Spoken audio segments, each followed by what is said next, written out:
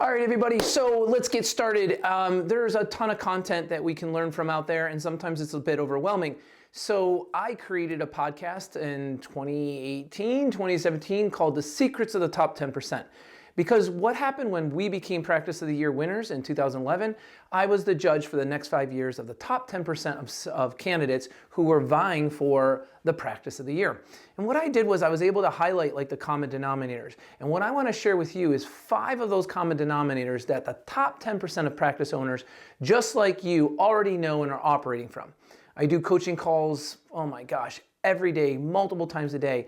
And at this point in time, I got up early this morning and I'm like, I've got to share these 5 bullet points. I've got to share these 5 data points because they are probably the most significant one-off points that I can share with you that are going to have the greatest impact on you, the owner, the staff you're working with, and the quality and quantity of the practice you are actually trying to build based on brand, reputation, patient care experience, and company culture.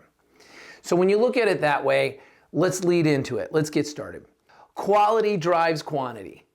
I think that's evident by the last 10, 15, 20 years of data collection that suggests that 65% of all your incoming new patients, when you are a quality-oriented practice, are going to be what we call return business. And return business means I did such a good job, we gave such superlative care that this patient came back again, told a friend, told a family member, told a coworker, a peer of the experience that they had, of the superlative nature of the care that they received in your clinic. Look, we all know those shake and bake clinics. Let's be honest. We know they exist. We all know what it's like when it's all about the numbers. We've all heard from patients like, I could have done that at home. I could have watched Bob and Brad on YouTube and learned how to treat myself. That is absolutely a cut below what I'm talking about. I am such a huge advocate for you, the private practice owner, because you have the ability to pivot. You have the ability to do it different. You have the ability to disagree with possibly bureaucratic major policies and standard operating protocols that other practices you've worked at when you were an employee that you went in disagreement with. And one of the things that's most commonly spoken to me that they go in disagreement with is it was about the money. It wasn't about the quality. My practice owners that work with us here at MEG Business, whether it be in MEG Academy or whether we partner with on the administrative services, they are driving at a 20% net profit. And I can guarantee you, you need all 5 of these points we're going to cover today if you're going to succeed in doing that. So let's make sure that we absolutely apply every single one of these when you get done with this video and you reassess your practice and see that they're in, because I think they're going to make a huge difference for you. Number 2, knowing who to know or knowing how to know who to do business with. It's not knowing who the person is, it's deeper than that. It's the ability for you to learn how to know who the person is. Okay, because we all make this judgment call, we all make this superficial assessment, we all try to make things similar or different. It's the human nature, similarities and differences. I'm talking about beyond that. There's 4 types of people, 4 types of employees. There are the people that you could hire that are willing but incapable. They're just, they want to be here and they want to work, but you look at it and you're like, love ya. Happy to have you at my happy hour party, but you're just not getting it. Look, there's nothing in a physical therapy practice that's nuclear physics. This is not that tough. It's a matter of knowing what to do, knowing the order and sequence of importance of what to do, and then applying the time, energy, and effort to doing it, magic word, consistently. Consistently.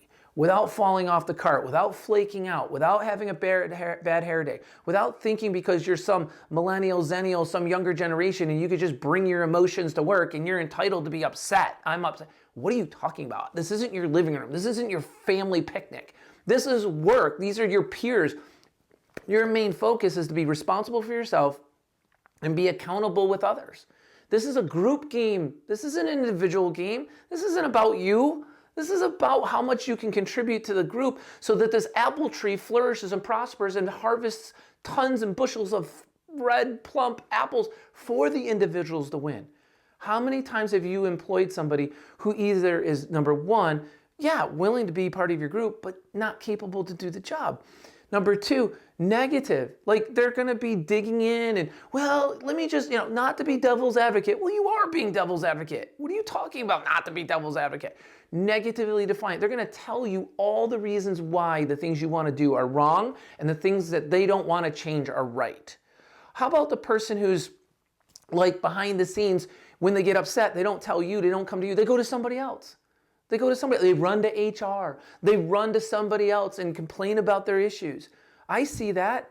That's covert. Like if you have an issue, the proper chain of command here, or the proper chain of resolution is, if you're upset with your clinical director, raise your hand and say, Sally Smith, do you mind if we have 5-10 minutes in the office? I just want to bring something to your attention. When I was out in the gym the other day and you called me out on what I didn't know, I didn't take kindly to that. I would appreciate it that if I am deficient in my application of what I'm doing that you want, could you please just pull me aside and just re-coach me on what you need and want? And I'd be happy to comply with that. Yeah, sorry, my bad. I was just in a rush. I saw it wrong. I just thought I'd jump in before something went bad. I get that. We're all in a rush. But when you do something like that, it just invalidates me in front of the public, in front of the patients. So I'd appreciate if we didn't do that. If and at that point, that is not well received, it goes sideways, goes down, then you bring a third party of superior authority into the group, into the mix, and quite frankly, it should be all three of us in an office having that discussion. So when people are covert and they're like, just unwilling to show themselves, but yet they're willing to stir the pot and they're willing to make it about themselves with others, you got to catch that. And you got to call that out, give them a chance to right that wrong. And if not, they're not going to be here very long. Because let me tell you, that's how cancer starts. It starts with one cell affecting another cell, affecting another cell. Okay?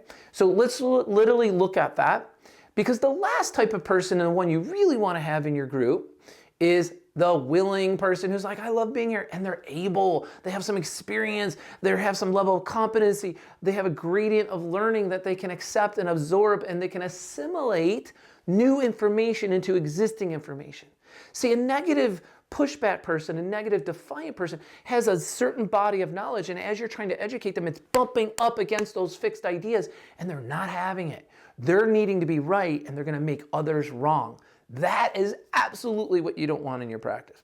Moving on from there, the anatomy of how to bring about agreement. So that brings me to my next point. You, as an educator, need to know how to bring about agreement within your staff. You need to first sit them down and say, let me share with you the need for change. Here's our need for change, here's why, and here's the resolution we're going for. Can you get on board with that? If you can't educate them on the wrongnesses of things that are going or the things that are subpar or subsatisfactory right now, don't try to teach them of new things to do because they don't see a reason to do it. So teach a need for change and then give them the optimistic point of view of the improved results or resolutions through new standard operating procedures that you want them to follow. These are what the top 10% of owners do all across the country. Keep your clinicians focused on purpose. Number 4, please keep your clinicians focused on purpose. They can get off into the weeds all the time. Number 1, educate your therapists that they don't bill. They didn't go to billing school. They have nothing to do with billing. The best practices in the country have already educated their therapists, and they already have this understanding that they don't bill. What do they have an understanding of? Honestly, the only 2 reasons why they went to PT school. Number 1, I want to gain the greatest number of skills and knowledge and abilities to help as many people in my community that I possibly can. My job as a licensed therapist is to see 50 patients a week, 55 patients a week, 60 patients a week, 65 patients a week, depending on the schedule and depending on how my clinic is set up so that I can provide that quality care. That is what I want. I want to help more people in my community and my local society feel better, do better. They're going to contribute better to our community. We're going to have better soccer teams, better coaches, better social workers, better social services because people are just genuinely more healthy. The second reason why we went to PT school is I want to have the skills in my hands, the knowledge in my head to feel grace and blessed for every single patient who's sitting on my treatment table. And as a result of them being here, I've got 60 minutes with this person, 40, 45 minutes, whatever my schedule dictates, and I'm going to give it my all. I'm going to throw the kitchen sink at them. I'm going to give an exchange in abundance. I want to demonstrate the greatest number of units of care that I could apply because that person has a high copay, high deductible, high coinsurance, and I Heck or high water, I'm telling you, I'm going to give them their value. I'm going to give them everything I got. It's not going to be shake and bake and set you up on heat and stim and everybody goes out the door. That's not what this is. We are not the lower rung of a factory of physical therapy practice. Last but not least, and probably the most important bullet point I can give you that the secrets of the top 10% already know is this one word, confront. It's literally confront, confront, confront. You have to confront the data. If you're not running financials, if you don't know what it is, the cost of getting a new patient, if you don't know what the cost of delivering services are, if you don't know what your percent of payroll to GI per month is, if you don't know that your rent needs to be under or equal to 10% of your total GI, if you don't know these 64 key metrics, if you don't have primary products, sub-products, primary stats, sub-stats for each individual and for the practice as a whole, you are the effect of your not knowingness. Confront the data. Get with a coach. Consultants, don't waste your time. Big money, give you a binder, they're on to the next city. Get a coach where you can learn things and then you could work with the coach on how to properly apply them.